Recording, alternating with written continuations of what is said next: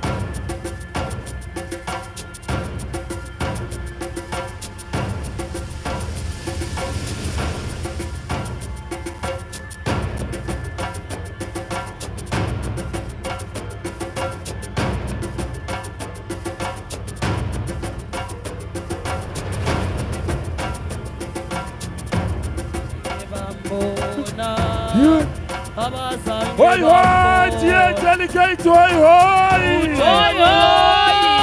Hoi hoi, Federal Congress, hoi hoi. Hoi hoi. What's a selector? What's a selector?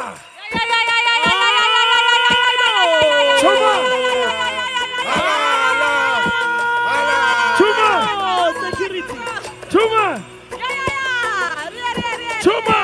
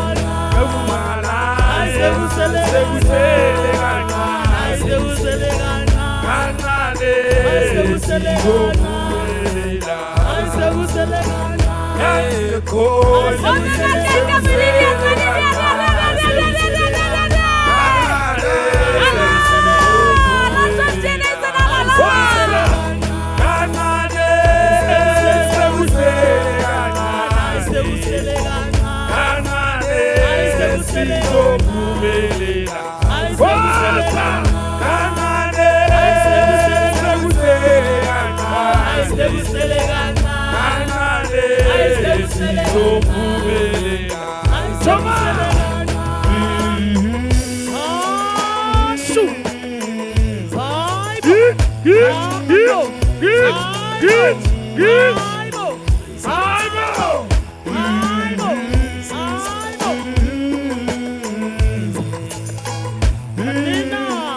Viva, Thierry, viva! Viva, Federal Congress, viva! Ayihlale phansi ibambe umthetho. Hayihlale phansi ibambe umthetho.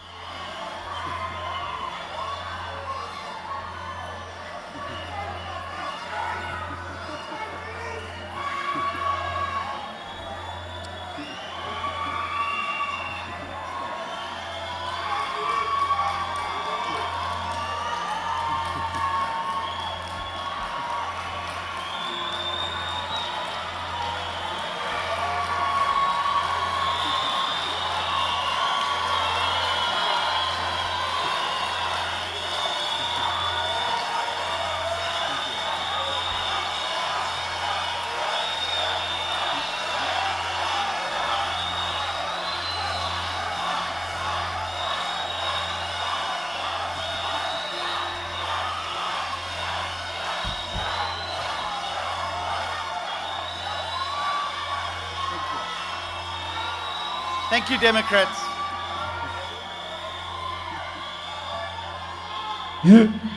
Thank you, Democrats.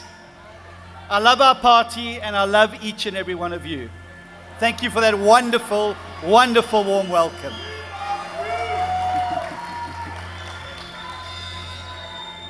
Democrats, what a time to be involved in South African politics. And what a time to be involved in the DA. For several elections now, we've spoken about the political change that's going to take place in South Africa. A change that we now all know is inevitable. For the past decade, we've hinted at it, predicted it, and many of us have even spoken about it. And we've spoken about the possibility of it happening in every year's election. But I can feel it in my bones and I can feel it in my political waters that this time it's different.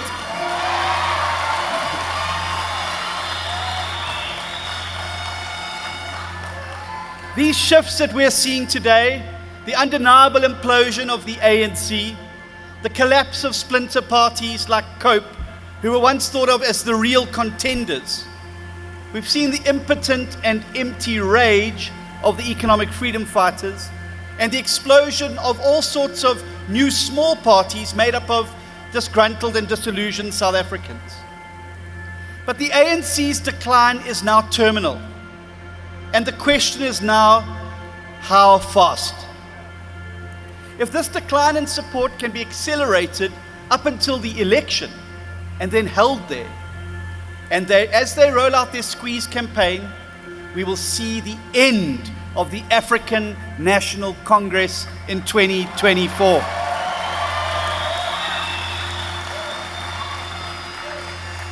What that means is that every single person in this room stands to make history next year.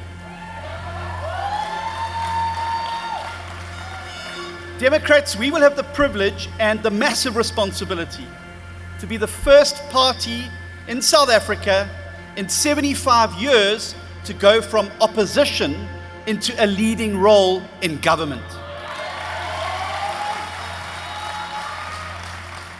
And our country has not experienced this until since the National Party won its first election all the way back in 1948. For the next 46 years, no one really challenged them in elections. And this was then followed by 29 years of uninterrupted ANC rule. 3/4 of a century of one-party rule has been disastrous for our country.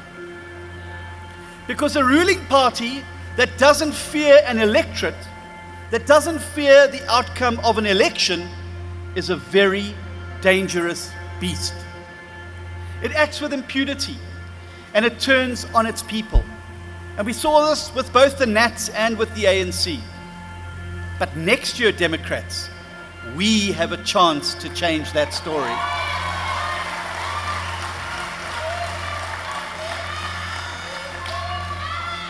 We have a chance to put to the test for the first time in the history of our democracy the most fundamental aspect of our Constitution, a peaceful change of government through the democratic vote of its citizens. And I hope that you all realize, sitting in this conference hall today, just how big a momentous moment this is and what this responsibility places on each and every one of us in the DA. Because while there'll be many more parties on the ballot paper than ever before, it's becoming increasingly clear to everybody that this is a two-horse race. Even without outright majorities, there's only one of two parties in the country that it can emerge at the center of a coalition government. And that is either the DA or the ANC. And I know which one I want, and I hope you do too.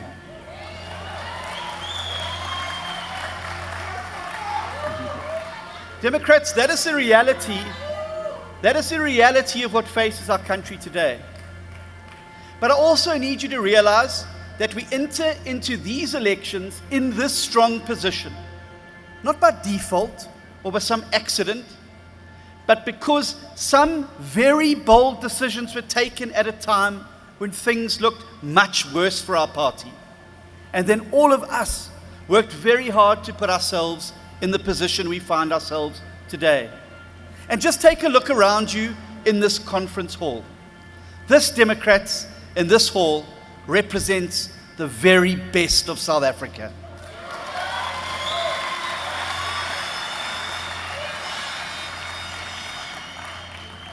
And the position that we will leave this Congress hall at the end of this weekend was not a given.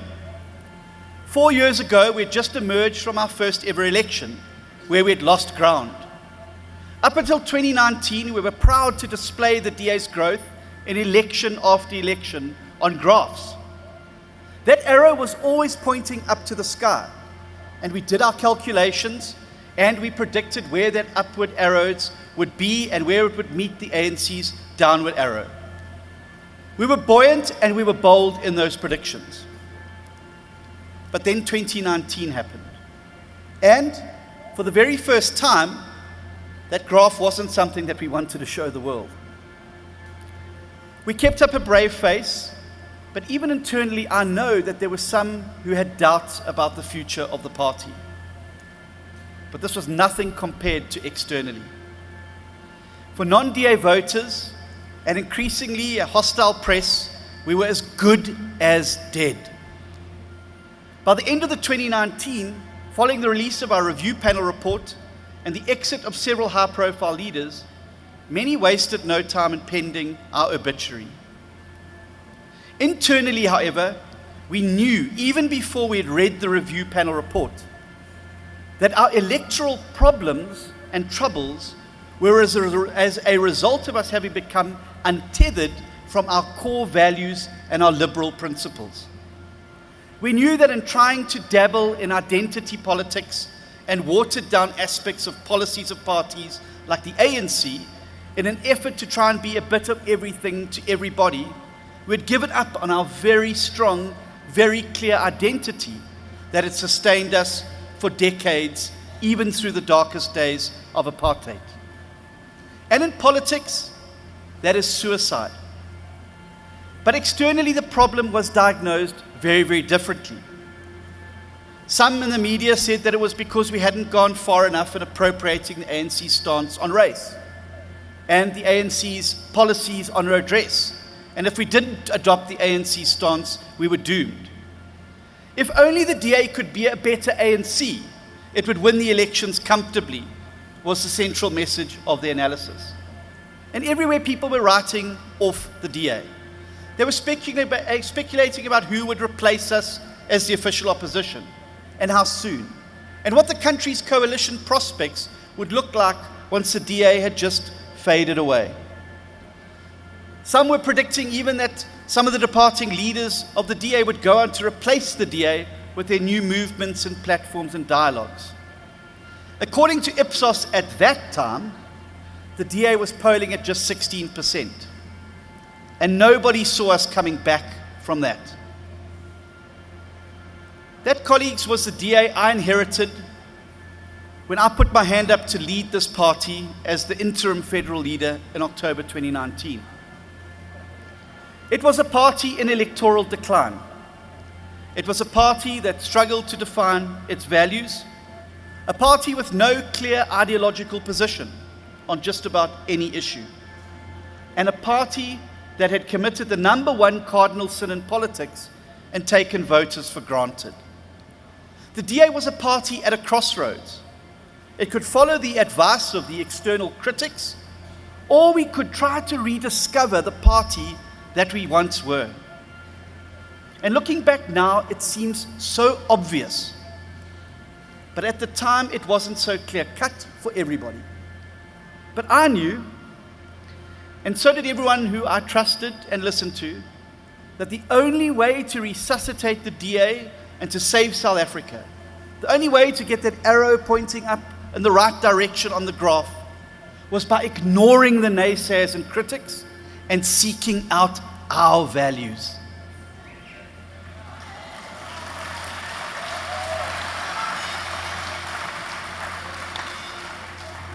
We'd have to learn to grow thick skin when it came to critique in the media and other voices outside the party. People who always seemed to be so incredibly convinced and concerned about the fate of the DA, but had no intention of ever voting for us. We'd have to learn to trust our own instincts and shut out the noise from the outside, because we knew there would be a lot of noise.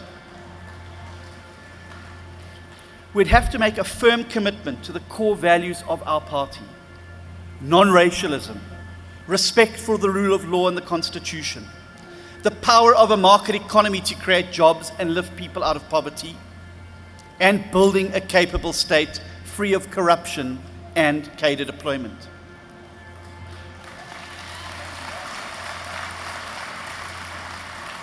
And when I say make a commitment to these values, I mean in action, not just words. It's easy to say the world that you believe it's easy to say to the world that you believe in non-racialism, but it's another thing to actually have the guts to stand up to the growing populist trend of racializing laws and of racializing society and re-racializing South Africa. We'd also have to learn to have the discipline to pick our battles and then remain fundamentally disciplined in all of our messaging. Now, our country is facing a multitude of crises, and life for the poorest of our citizens has become so incredibly hard. If we wanted the DA to be effective and relevant, we'd have to learn to pick the issues by the impact that they would have on the lives of ordinary South Africans, and particularly vulnerable South Africans, and then not allow ourselves to be distracted from these issues by the news cycle of that day. Now again, it's a lot easier said than done. The cut and thrust of politics, particularly in today's fast-moving online social media world, is designed to pull you into arguments and disputes. Before you know it, you're fighting on an issue that is nowhere near the thing that you said that you wanted to focus on. But I knew that we'd have to show incredible issue and message discipline if we wanted to make an impact and prove to South Africans that the DA is the only party fighting for the things that really matter in their lives.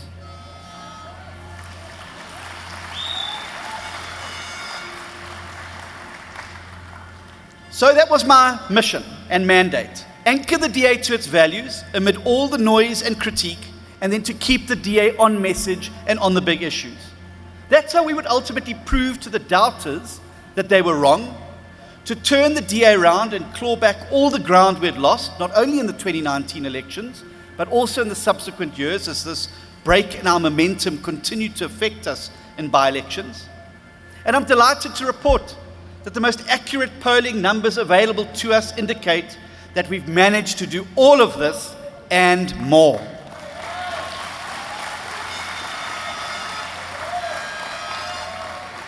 Consider that in October of 2019, the DA support stood at just 17%. At that time, the ANC's was sitting at 59%. Today, our support stands at 26%, and the ANC's has fallen to around 40%.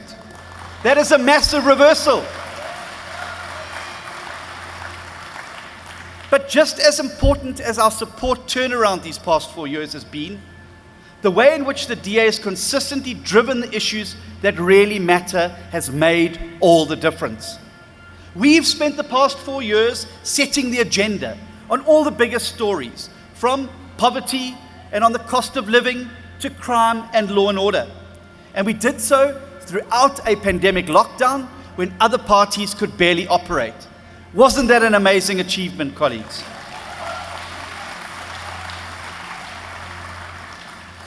Our issue driving on the cost of living crisis particularly managed to change the narrative in the country and to connect the seemingly unrelated dots to show what has caused food and fuel prices to spiral out of control. And I'm incredibly proud of the work done on this issue by DA structures and DA teams around the country in fighting relentlessly and single-mindedly for poor people who often found themselves powerless against wave of price increase.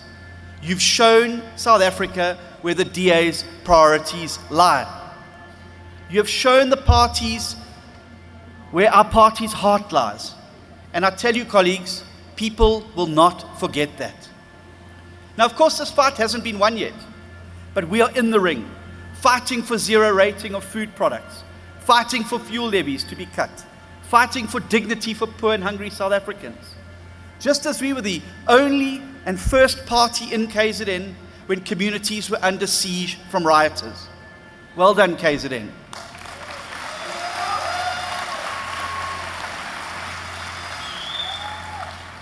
Just as we were the only party fighting to protect South Africans from load shedding through credible, practical solutions. Well done, DA government. Just as we were the only party condemning the Russian invasion of Ukraine and raising right at the beginning the impact of what this invasion would have on poverty here in South Africa, on our continent.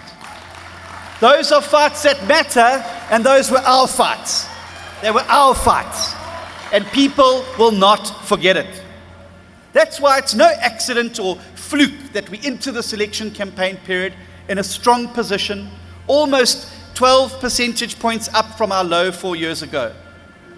We worked to be in this position. You worked to be in this position.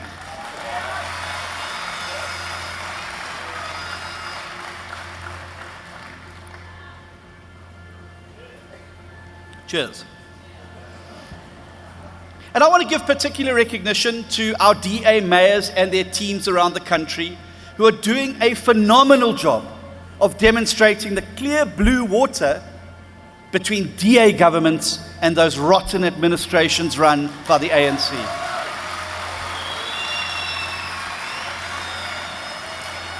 Against this backdrop and sea of decline and decay in ANC-run towns and cities, our mayors, our MACOs, our teams, our councillors, and all other talented people in our party are demonstrating what a million words could never begin to say. Every government success achieved in these towns and cities shows the rest of South Africa what can be done under a government that cares and a government that works hard for the people of South Africa and not for the politicians.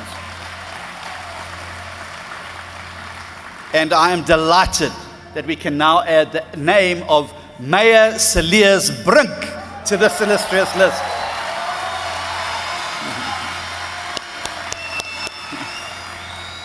Now, he was a big loss to our DA National Caucus, but he's an even bigger gain for the people of Tshwane.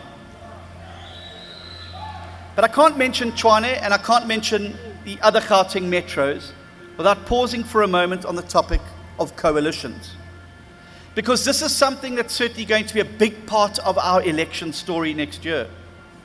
And the events of the past few years in Johannesburg and Ekurhuleni and also in Tshwane, have taught us some incredibly valuable lessons.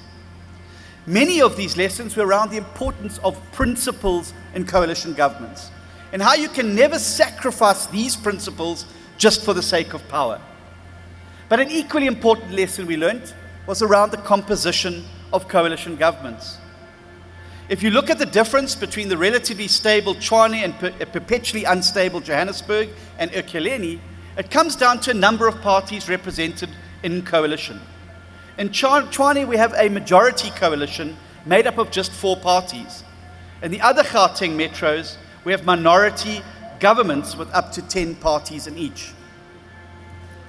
This is why our excellent Chief Whip in the National Assembly, Siviwe Gwarube, is working hard on a number of bills aimed at solving these issues around too many splinter parties disrupting coalition governments. And that has to be at the back of our mind throughout our election campaign. We don't just simply want to bring the ANC below 50%. We want to end up at the center of a coalition government that is able to serve South Africans. Now, I know this is possible. I know this party, and most of all, I know what we are capable of. So Democrats, don't listen to the naysayers if they tell you it can't be done, if they tell you that coalitions can't work. These are the same people who told you the DA was dead and buried and kyk hoe lyk ons nou.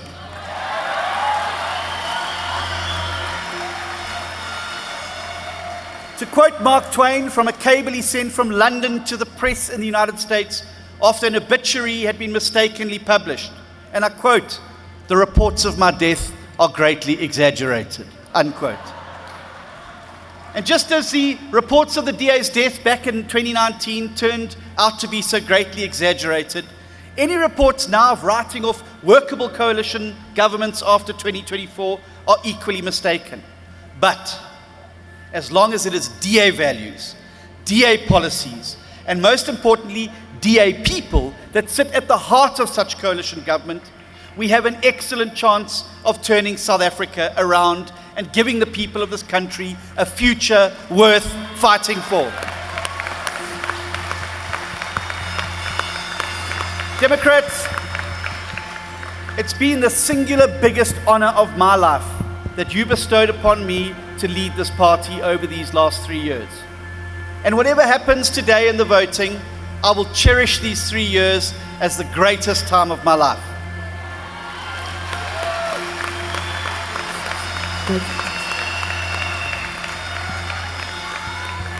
And that is largely due to the fact that every single day of those last 3 years, I've had the opportunity to work with all of you, side by side in the trenches, fighting the good fight, never giving up, and never stopping to fight for the people of South Africa. South Africa needs a strong DA to build a better future. Our Congress has shown them that we are ready. It's time to get out there, win those votes to build a better future. Thank you. Viva John Steenhuisen! Come on! Waza!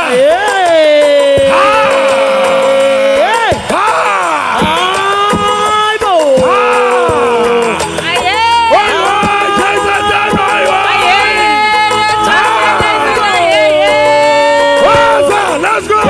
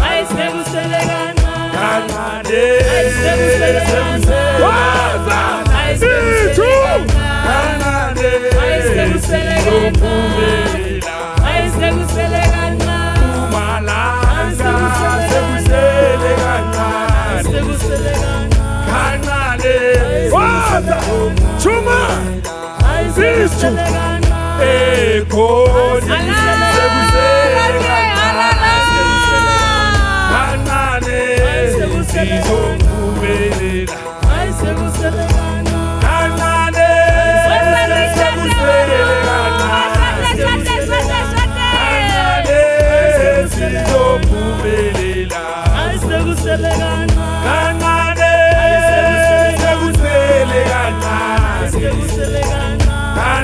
Siyokuphumelela.